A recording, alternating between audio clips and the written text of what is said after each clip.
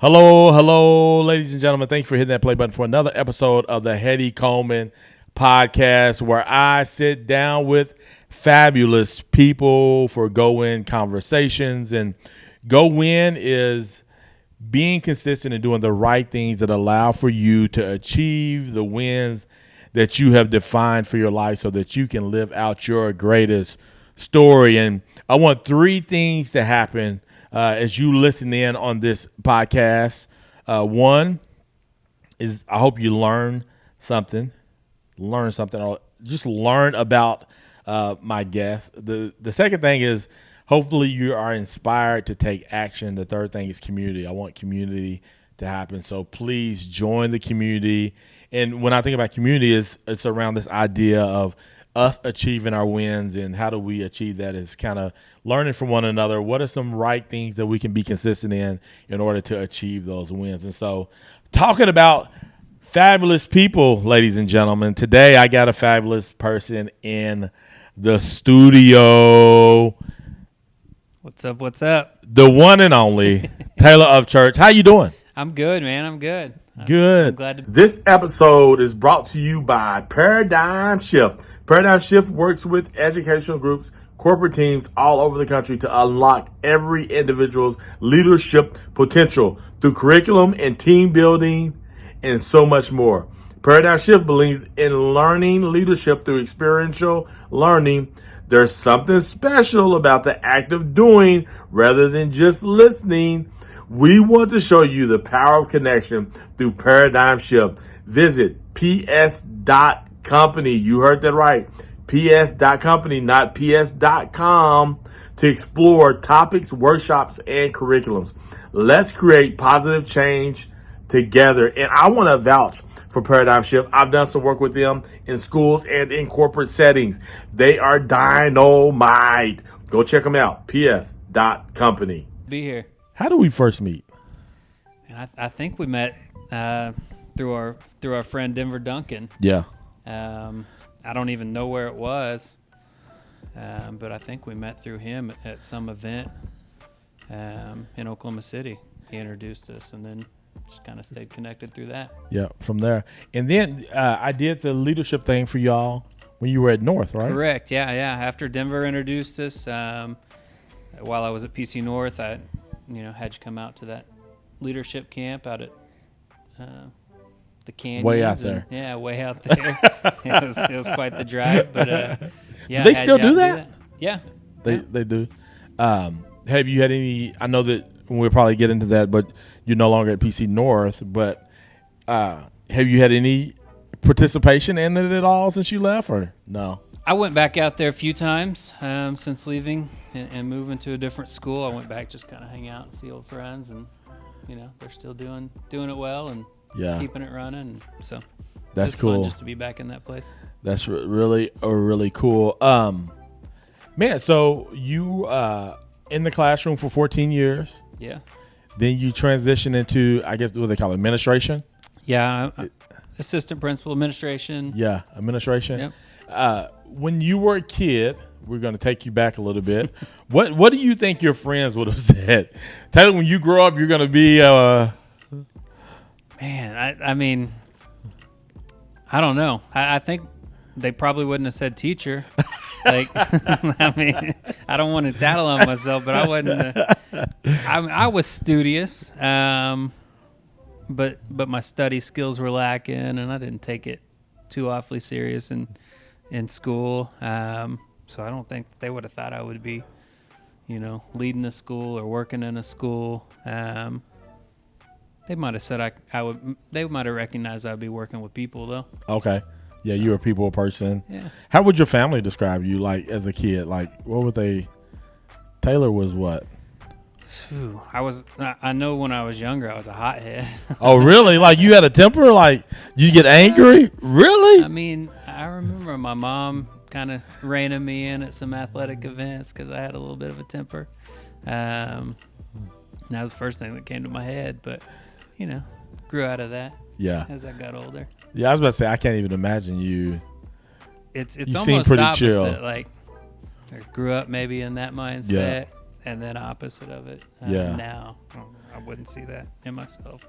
But it's probably best that you did make that transition I got in the work that you do now. Oh, yeah. So working with students. Got it out of myself early. Now, what sports were you playing?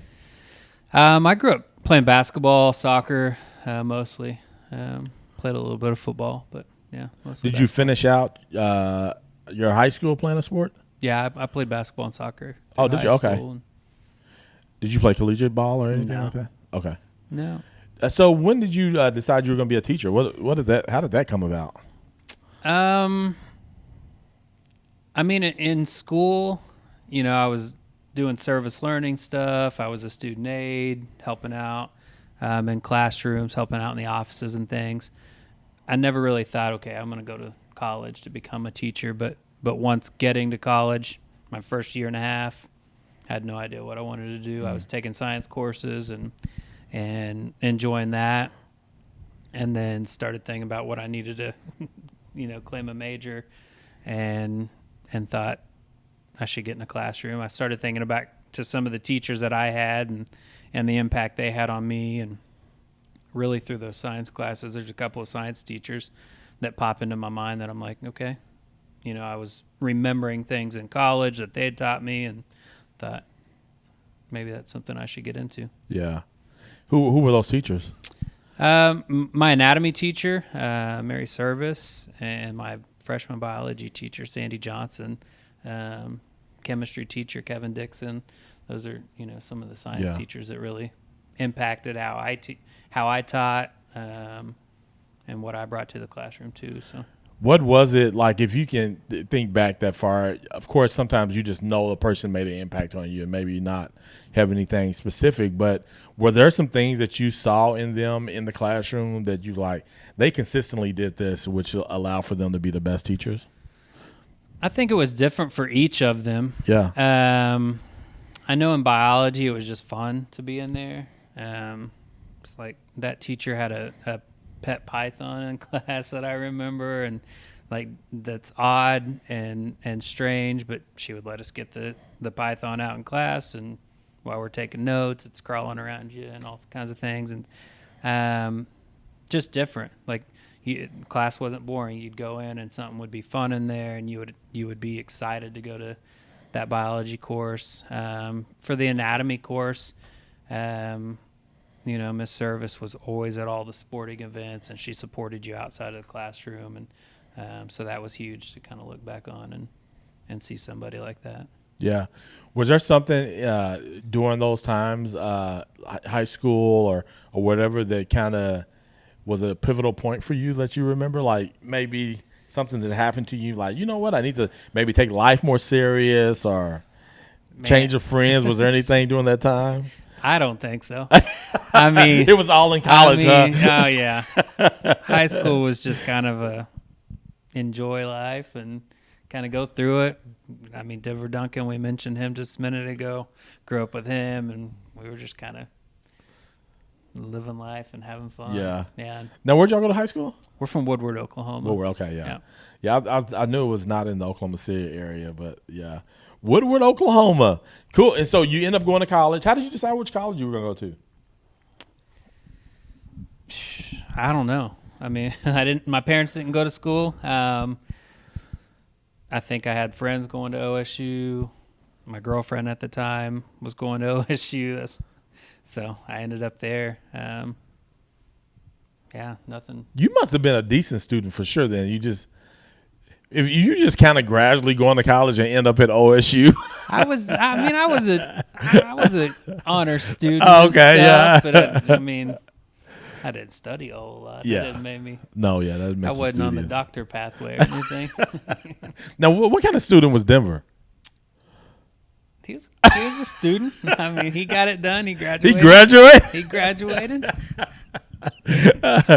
Denver, I bet Denver was a hoot. Yeah. He was fun. In high school, yeah, a bunch of fun to be around. So you get to college, maybe that year and a half, kind of make a decision about your major, deciding to teach, finish out. And then once you finish getting your BA, did you go straight into graduate school? No, I graduated college, took a job in Putnam City Schools and taught for 14 years. And about year 12, 13, I had a friend that I was teaching with that really started to encourage me to get into administration. Hey, I think you'd be good at this. I think you'd be good leading a school or being part of that leadership team. And I'd always question if that's what I wanted to do. I felt like if I got into administration, I would lose connection with students, and that was the biggest thing that I loved about teaching. But I, jumped straight in and actually went to SNU to get my master's degree. I went to an informational meeting, what I thought was an informational meeting for the program, and they handed me an iPad and a set of books and was like, here you go, sign on this paper. And it was a sign you up, let's go. I misread the announcement, I guess. It was so I ended up signing up that night. How in the world do you think it's an informational, but it's actually class? Well, it was an informational for people maybe who had already signed up and made the decision to go for it. So was there an application process or anything like that? I think after they said after you made that decision, like, hey, you want to do this? They get you bought into it. Then they get you bought into it, and then you apply. Yeah. So. And it worked out. You finished. It worked out. Finished. It was a great program.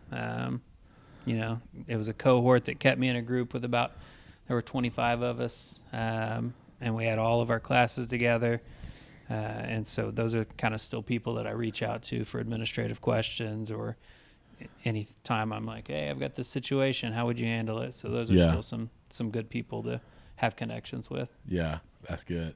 Now let's go back a little. You're married. I am. When did you and your wife meet?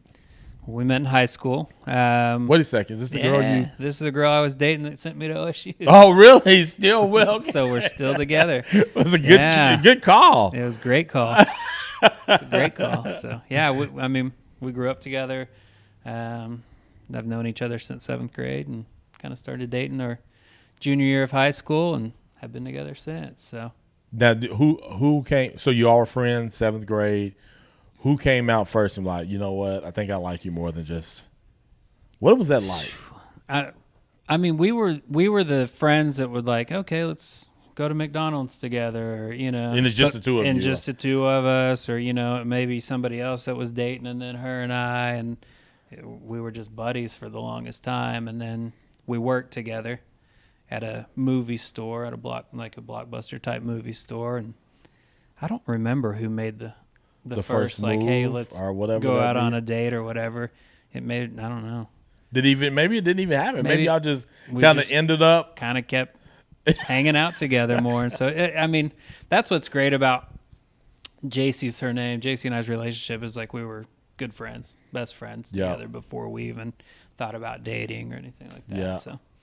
Yeah, that's what my wife and I, we were good friends before we even were anything else. Mm-hmm. And so I always tell my kids, like, let it just be a friend, because that's what you end up eventually become anyway. I mean, you have all this other stuff that happens, but at the end of the day, she's just your best friend, and you want to have somebody you can have fun with and be around, and and know they support you and all those things, and that's what a friend does anyway. Absolutely, right? And it's just so it's that much better. That's super cool. And so y'all been married how long? This was 16 years, 2 weeks ago, I guess. So. Oh, okay. Yeah. 16 years. Wait. Okay. Yeah, my wife and I are going on 19. Okay. So we just got you by a couple of years. We're much older, though. Not much older, but we're older. Yeah, we're definitely older. So that's cool. Okay, let's talk about some wins real quick. So when you were in the classroom 14 years, what was the win for you as a teacher? In the classroom, here's the thing about education is a lot of times the wins come later on. You don't see them right up front. You invest a whole lot in a student or into a class, and it may be some small wins during that year, during that unit, and you start teaching something, and then the kid's like, oh, okay, I got it after this.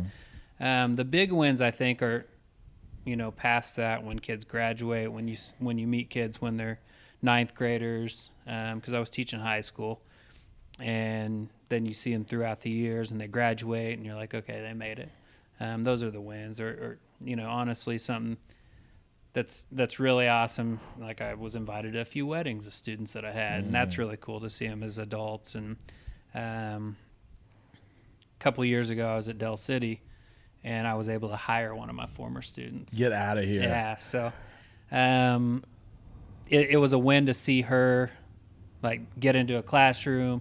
She's now the head volleyball coach there, and like she's doing big things and bringing her expertise to the classroom. And so it's cool to see her now investing into kids. Yeah. I mean, that's a huge win. So that's fun to see. That's really cool. So even though those wins may be later, like you said, there are some of those small wins that you end up seeing in the classroom, but the big win is you see one of your students and you get the opportunity to hire them, right? Mm-hmm.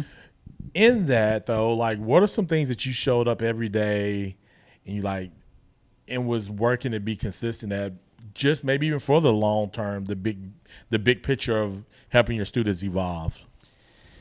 I think like some of the things that I wanted to be consistent in is just recognizing kids where they are, who they are.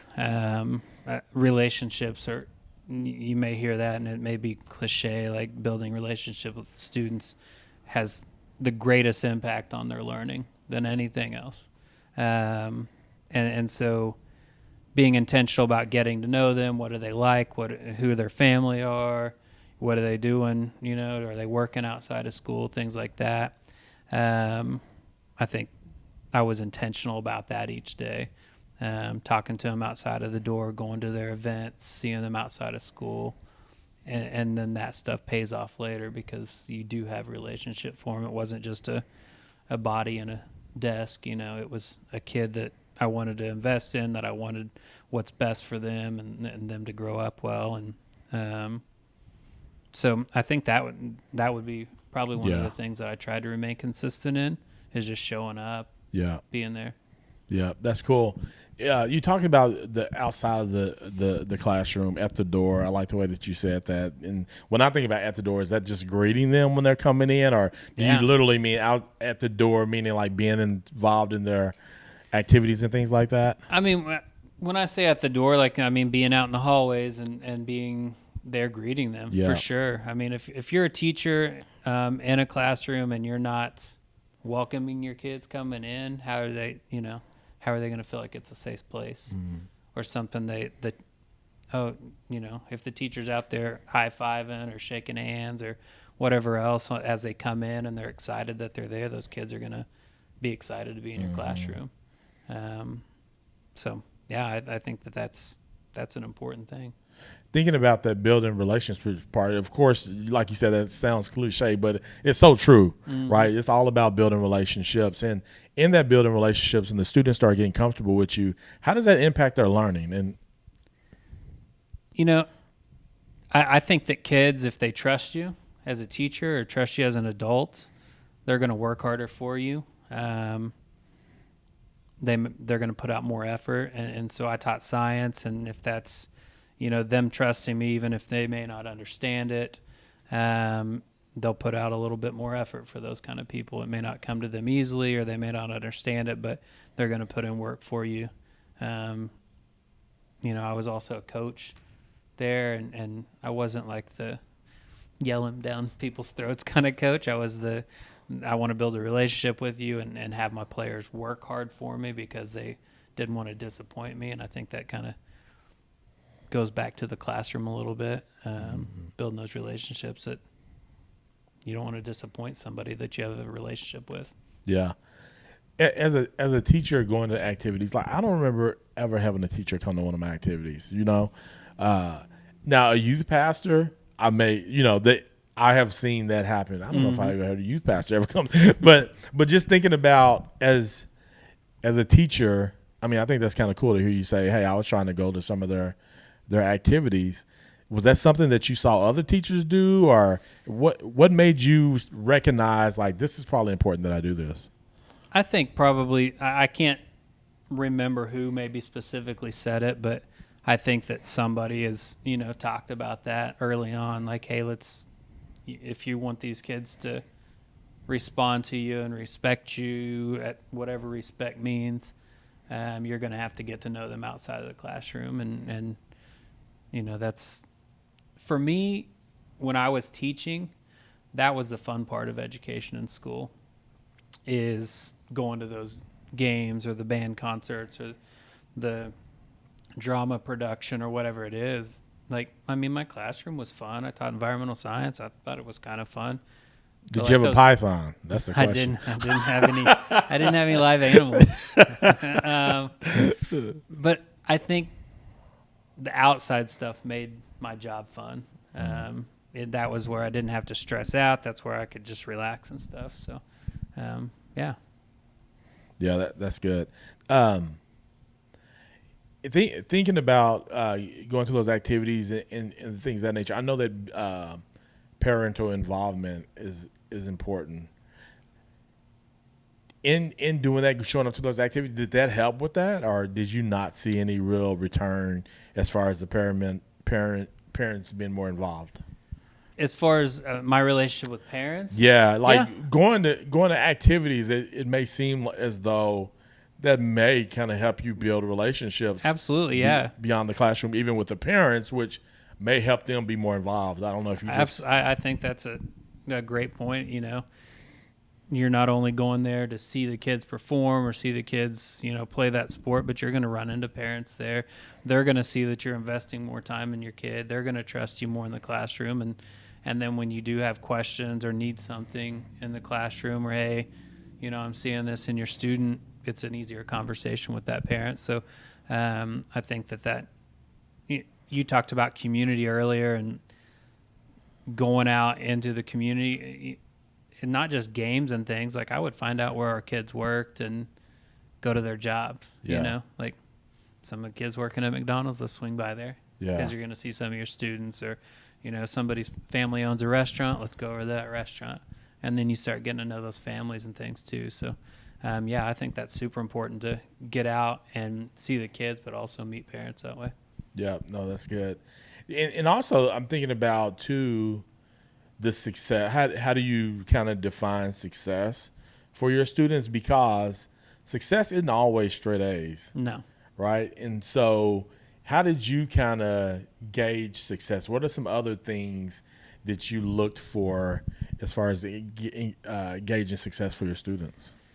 I think, like, students are going to have a wide range of what success is. As far as me gauging what that success was, I think if the student is trying new things and trying to push themselves, see what they can do better and better and better, striving to get better at something, that's what makes them successful. So I would encourage in my classroom them to try things, or let's do this project, or push yourself a little bit harder on this, things that they may not have confidence in themselves, and so that when they do become adults and they can contribute to a community somewhere, and try some things, be okay with failing and getting back up from it. So in that, listening to you, I'm starting to think about your wife again, because understanding, okay, you're talking about going to restaurants, going to their jobs, going to their activities and things like that. Being a coach, what was home life like, and how did you manage to, if you want to use this word, balance all of that? That's something you definitely have to be intentional about once you get into those activities, and that's something I had to learn early on. Like, hey, there's got to be a balance between home and school. I think summers, just how school's built, summer's important for that. Administration wise, now my job, you've got to be mindful of that all the time. Like, I'm a guy that's like, sign me up for everything. Let's help out. Let's go do it. And I've had to really kind of reel that in and let other people step into those spots, just so I have balance with home and work, and going to those restaurants and things like you mentioned, like involving JC in those things, is helpful, and bringing her along in that, and getting to meet some of the kids that I work with and things.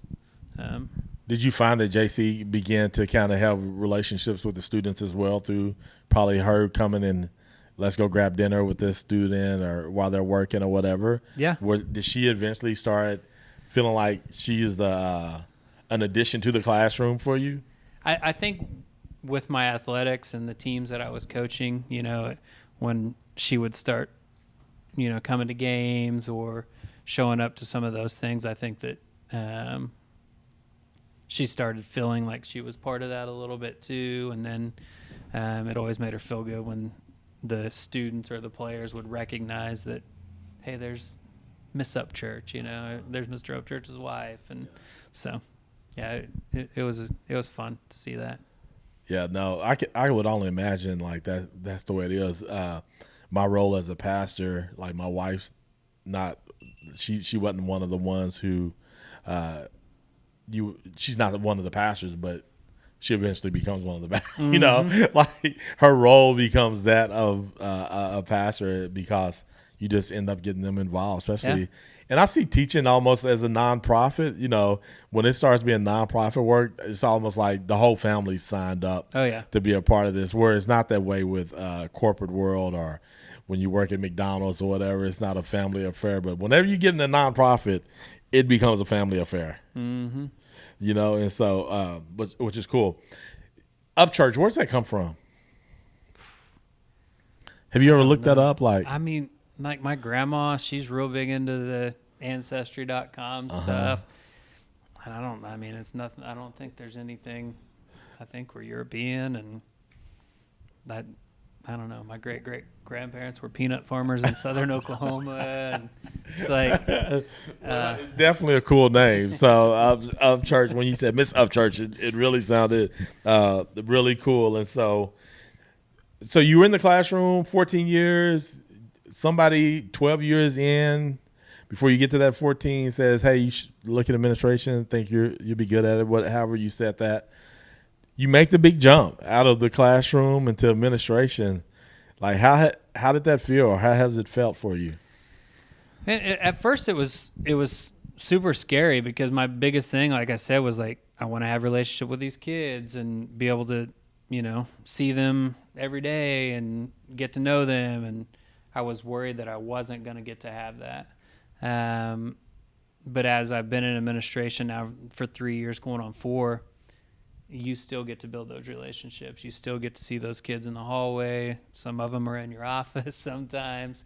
And I think that those kids you start to build a bigger relationship with because you are trying to mentor them a little bit more.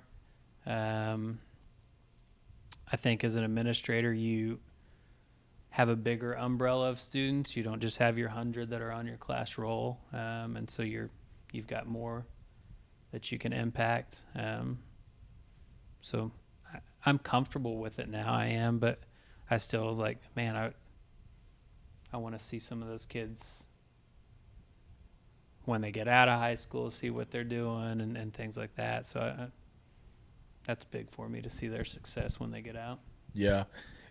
And now too, I would imagine like you still have this idea of like, I want to invest in the students. I still want to have those relationships, but now you even have another role in the sense of like serving the teachers from this leadership role.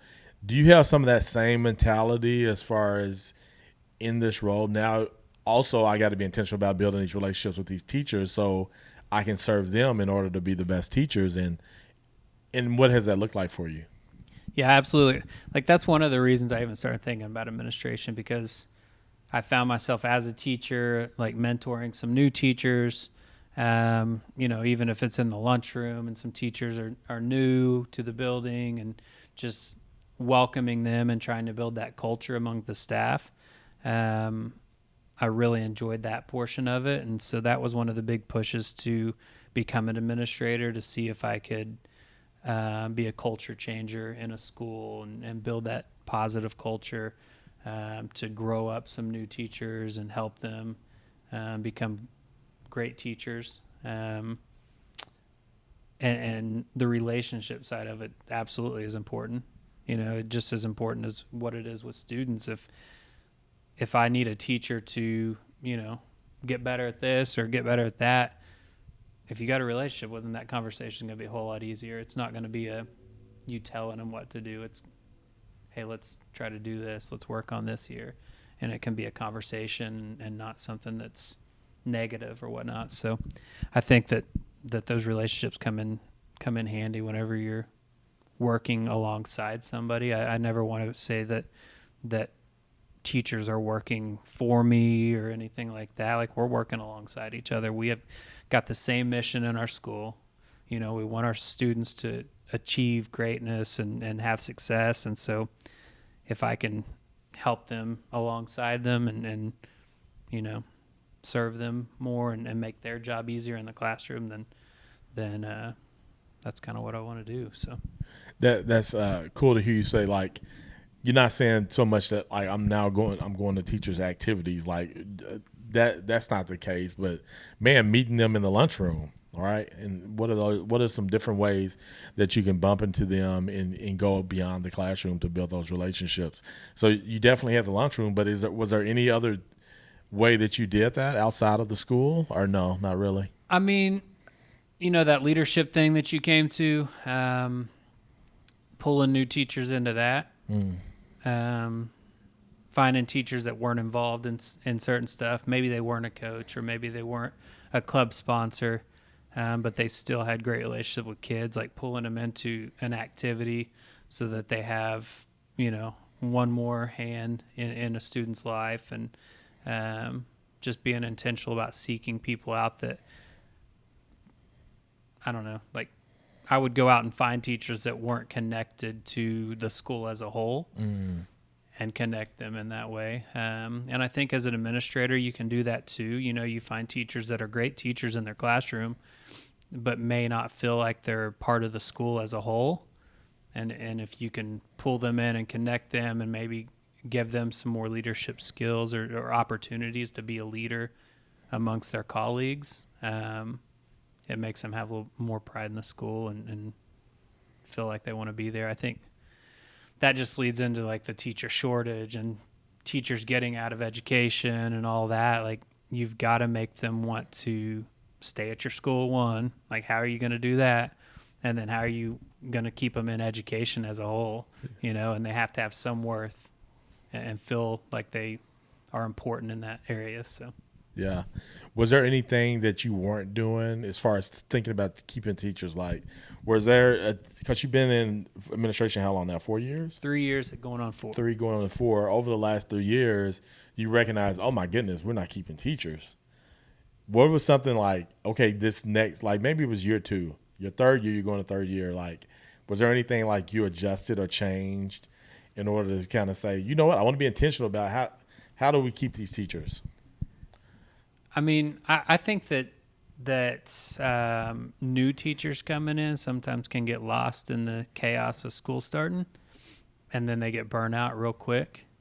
And I think the staff that I've been involved in has recognized that and said, we're going to create like a more robust mentoring program for these teachers, provide them more assistance early on. We hired a person mid-year because somebody quit, and just little things like not starting them on day one of their contract in a classroom. Hey, here you go. Here's your classroom. We recognized that didn't work for the person previously. And just a small change of we're going to give you a week, or 2 or however long you need, and go into other people's classrooms, watch them while we're still providing somebody in that classroom you'll be in. And giving them a little more time to grow and get comfortable. I think that's one thing that we recognized and changed. But that was important for keeping that teacher. If they get burnt out quick, they're going to realize they don't want to be in there very long. And so. Yeah, and also I remember hearing you talk about being at the door, being in the hallways, whatever, for the students. Mm-hmm. Like if your kids, you're just in the classroom and not welcoming them, building that trust is not going to be as easy. As an administrator, is it important to be in the halls and fist bumping teachers and welcoming them? What is that? like that's the same thing. When I was teaching, the administrators that were out in the halls that were visible, those are the ones that you knew you could go to and that you could trust that if you needed help with something as a teacher. And so as an administrator myself, like being out in the hallways, being visible, popping into classrooms as much as possible. Like I don't want to spend time in my office. If I'm spending time in my office, that's probably not for a positive thing. So getting out and just walking into a classroom and seeing what the teacher's doing, and walking around to students' desks and, hey, what are you learning in there? I think teachers see that too. And then when you have to have a conversation with them that may be a hard conversation, those just get easier because they're more comfortable with you. When you are trying to coach them a little bit and coach those teachers, if you've been in their classroom 20 times already, just saying hi and checking what the students are doing, that conversation's not as intimidating. And so that, you're just making deposits in that early on. What has been administrator that you've been able to work with that's kind of had some tenure? What is something that you've observed or maybe taken from them? One administrator that I worked with 3 years ago, just like something small, like she wanted to be a servant in her school. So at passing periods, she had a little broom and a dustpan, and she'd sweep up some of the trash, piece of paper would fall or a, wrapper would fall. And that's what she was still out in the hallways, greeting kids, greeting teachers, getting kids to class, but she was always sweeping something, and just to show that she's there helping out and she's there and going to take pride in her school, trying to teach the kids maybe to pick up, I don't know. But seeing her out there doing that, just kind of that servant mindset, was one thing that has impacted me. Another administrator that I worked with a few years ago,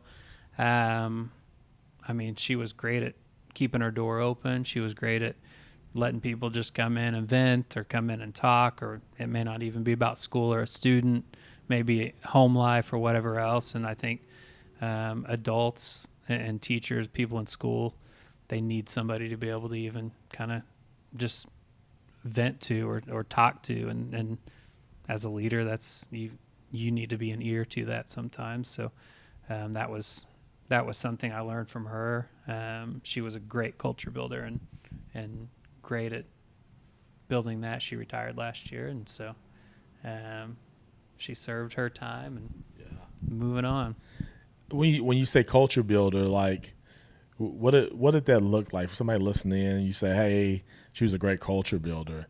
Like some people, when you hear culture, I think people like hear the word but never really understand what it means. What is that to you? Because I would imagine that's a very important. Culture is important everywhere, right? Like, what is that culture you're creating? What does that look like? When you say that, what does that mean to you, and what did that look like for her? I think in schools, like positive culture is people being proud to be there. Like, hey, I'm from this school. We're awesome. We're great. Here, that may be the kids being proud of whatever their mascot is and whatever their school's doing and what they're doing in classes and athletics and everything else. And for the kids, it may be talking trash to their friends, like, hey, our school's better than yours. For teachers, it's that positive culture or being a culture builder is allowing your teachers to feel like they're leaders in the school, that they have the ability to do what they're trained to do. And they want to stay there. They're proud of their kids. They promote what they do. I know social media is big, but like seeing teachers promote what their kids are doing, and our kids are doing this and our kids are going here, like they're proud of where they work, and it's not just a paycheck to them. And so I think as a leader, if you can build that people want to stay, that people want to promote the good that's going on in the schools, I think you're headed in the right direction in that. So yeah, that's good. Going back to the administrator who was walking around with a dustpan and a broom. Yeah. Did you ever ask her about that? Like, why are you walking around? Or are you just kind of understood? I just kind of understood, I saw what she was doing, A part of it's to be a servant and say, hey, if I'm going to ask you to do it, I'm going to do it myself. Yeah. And so I think that probably is what drove her to do that. Like, if you're going to ask a kid to go pick up trash in the lunchroom or clean up some tables or whatnot. As an administrator, why aren't you doing it as well? Nothing should be below or beneath you as an administrator. And so, no, I didn't really have that conversation. It was just something I recognized they're doing. Yeah. What are some things that you like teaching? I know you get the summer off as a teacher. As administrator, do you get the summer off? Assistant principals do. Most head principals do. Some districts, they work all year round. Okay. It just varies. So Gotcha. It's a lot shorter summer. I had 5 weeks off this summer. So yeah. What are some things that you encourage maybe your teachers or you've learned to do yourself to kind of just get away from it all, to take your brain off? Because I'm sure it could be on your mind 24 hours, 365 days. Oh yeah. Teachers, and they get invested in their kids, and they have to turn that off sometime. Excuse me. We always get we always want to talk to our teachers about, having a release. What are they interested in? What do you do for a hobby? Get to know their hobbies and things like that, and push them to do some of those hobbies, especially in the summers and weekends, things like that. So I think mental health has been at the forefront of a lot of different workplaces over the past, 5-6 years. And that's kind of a buzzword, mental health, but you want your teachers to be able to have an outlet to do something where they're not thinking about school, because that's definitely a way to burn them out, if they don't have that outlet, if they're constantly thinking about what's tomorrow, or I need to do this, or I got to grade these papers. No, you need to stop and have some time for yourself so that you can, whether that's family or anything like that, then you've got to get away from the profession. Yeah, because I know it can be hard to cut off sometimes, especially when you really love investing in your students, want to see the best for them. It just can always be this thing that I can imagine. Oh, yeah. That you're always thinking about them. Here's some just offbeat questions. Like, what's the best gift you ever gotten under $100? Best gift I got under $100.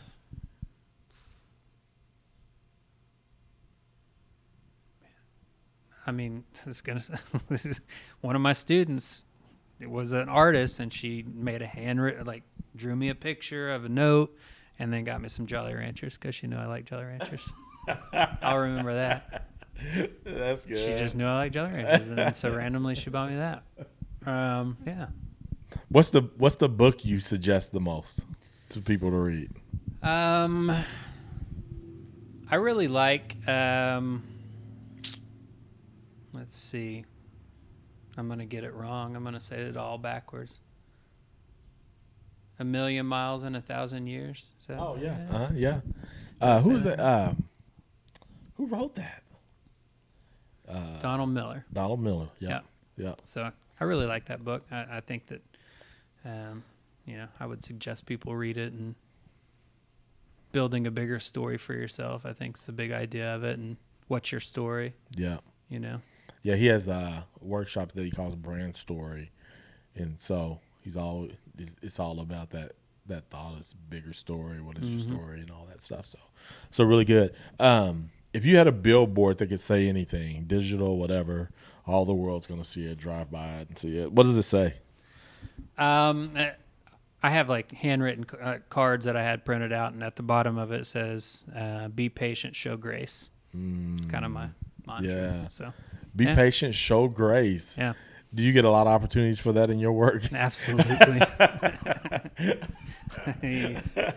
Yeah. I mean, I got to keep reminding myself, just be patient with this kid. Yeah. Show grace. Show grace. They're going to mess up. They're kids. They're learning what's right, wrong, how to fit in with society or even in their school or whatever. And so you got to show grace because they're going to mess up. And eventually, if you're patient enough, then they'll turn out. So that's kind of what I've written. That's my, whenever you can add your signature on Google, it says that. I used to buy T-shirts for my seniors that were graduating on the sports teams and things, and I'd always put that on those T-shirts. So that's what I'd put on the billboard. That's really cool. Um, Thinking about students and you get to see all kinds of students. I'm imagining what as far as diversity in on your teams, like what does that look like, and how does that help, and is that hard to really create a diverse team? Um, I think that I mean, diversity, number one, does help within our schools. I think that it's important to be in a place that's diverse so you can learn about other people, you can learn about other cultures, you can learn about somebody that's not like you, and that'll just benefit, whether that's an adult amongst their staff or a student in that school. That'll benefit them, as they enter society and find a job, or interact with other people and wherever they're at. So I think as far as the staff goes, now that I'm an administrator, that's something that I want to be mindful about, and have diversity amongst your staff, because that just filters down to your kids. And if your staff's diverse, if they're doing different things, talking about different things, eating different things, going to different places, that your kids are learning that too. And we want our kids to be open-minded to that. And I don't know, you don't want to be around people that are just like you. You're never challenged. You're never going to learn things. Yeah, that's good. That's good. In thinking about school teachers, one of the big things is a couple of things that come to my mind. Right, pay. There's always this thought of teachers don't get paid enough for what they do. The other thing is parental involvement. Like I feel like whenever I sit down with a teacher, one of the big challenges is like we just don't get parents involved, and we understand the impact of a parent being involved versus a parent not being involved. What are your conversations around? Maybe first start with just teacher pay, and what does that look like, and then what is those conversations like as far as trying to get parents to be more involved? I mean, I'm always going to fight for higher teacher pay. I mean, I think teachers are so important to society. If we didn't have public school systems, then like what would we be doing? Yeah.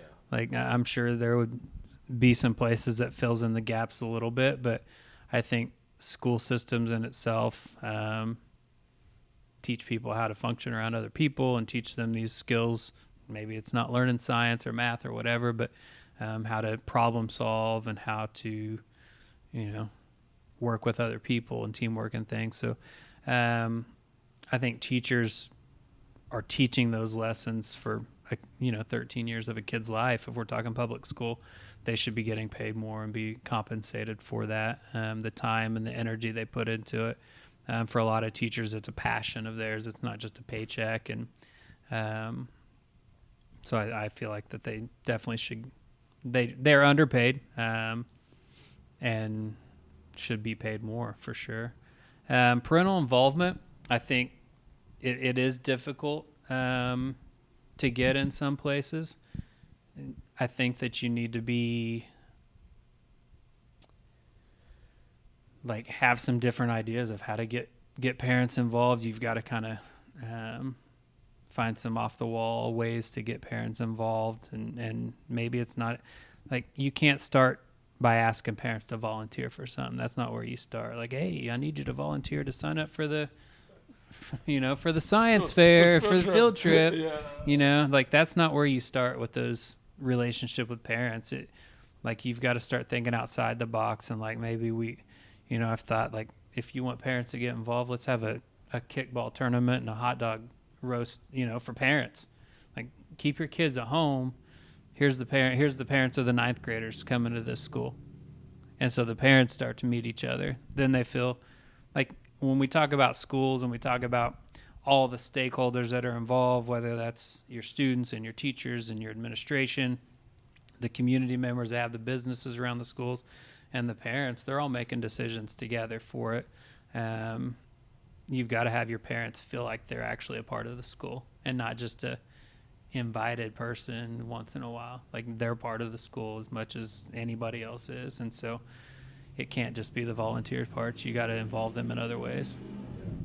Whenever you were in the classroom, was that something that you really lost sleep about, or you just knew what it was as far as parents not getting this involved, especially at the high school level? Like, my wife worked at the high school, and she was like, we may saw 10 parents on, at the parent-teacher conference. Parent-teacher conferences are in the high school section, it's the parents that, their kids are straight-A kids, and, those are the parents that come at high school, not the ones that you need to talk to and get to know. But again, like, if you don't have a relationship with them before, why are they going to show up? And I think a lot of parents, or some parents, maybe not a lot of parents, have had bad experiences in school, and so why would they want to come back for their kids' schooling? But it's about, you got to start off trying to build a relationship with them early, where they trust you, where you can tell them what your mission is for their kid, where you can sit down and say, this is what I want from your kid, or what I want to see your kid achieve. And then they start seeing, okay, this person or this school has my kids back, and I think some teachers are intimidated by some parents. They think that, I can't call them or whatnot. And oftentimes in my experience, it's totally opposite of that. Like, I may be scared to call this parent because I'm going to have to tell this parent, negative stuff about their kid, but then that parent has your back. Like, I'm so glad you called. I think that parents want to get involved. They don't know how to get involved oftentimes too. So I never thought about parents who had bad experiences not wanting to come back because of those experiences that they had in the past, right? And so that's just something to think, how do we help those parents overcome that, or what does that look like?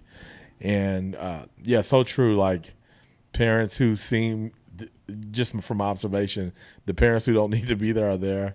It's kind of, but, then you think that's because the reason their kids are where they're at is because they're there. Absolutely. It's because they've been showing up over the years for their students being there. But it seems to fall off the older the kids get. Yeah, it does. It does. And then, my kids now, we do Blue Jay Academy, and so parent-teacher conference aren't quite the same as for us, but it's still something that we definitely observe, and just being around teachers and supporting schools, understand that it's not happening. So cool. Man, tell me, so we talked about culture earlier. Let's go outside the school. And your friends with JB and have been for a long time. How cool is it what he's doing on the east side? We just talked about his pizza shop, and I'm watching social media and following him and seeing the awards that he's either giving out or getting, and he's definitely a culture builder. Absolutely. And that's another guy I met through Denver. Like, Denver was playing music. You'd have JB come along. We were doing some, events with him and having him come play. I actually had JB come out to that leadership conference at one point and do a set for me and for those students at the high school. And he's doing awesome things over on the east side, doing big things in Oklahoma City with the Arts Commission. And I think he's put himself in a position where he can be involved in that and make some changes, some positive changes, and be a voice for people that may not have had a voice in the past in Oklahoma City. That's kind of what I'm seeing. Like, I think that's big. Yeah, no, it really is, man. All right, so last question. What are you telling that first-year teacher? Have grace for yourself. I mean, I think first-year teachers coming in, they're gonna beat themselves up over some things, and it's gonna be all right. Yeah. They're gonna be okay. Yeah, that's weather really the storm. Good. Really good. Well, man, I appreciate you making the trip up to Guthrie, America. I'm gonna let you get JC her Missy's, so she won't be mad at me. So she wanted to try that blueberry lemon bread. That blueberry lemon bread. I mean, everywhere I go, there's two things that people talk about when I tell them I'm from Guthrie: Missy's and Hoboken are the two things that are always coming up, and so which I'm so thankful. And Stables has been around a gazillion years, and so I'm thankful for establishments like that help people come together and have a good experience, man. And so thank you for the work you do. I'm a big fan of educators and public schools and just schools in general, and what it means to families and to communities, and the work that you all do. And so thank you. Don't give up. Continue to serve teachers well. And I know you're not going to give up anytime soon. And so you got a long way to go. I do. I can't retire right now. So got a long way to go. Hey, thank you again for hitting that play button for another episode of the Hetty Coleman podcast. And as always, ladies and gentlemen, go win.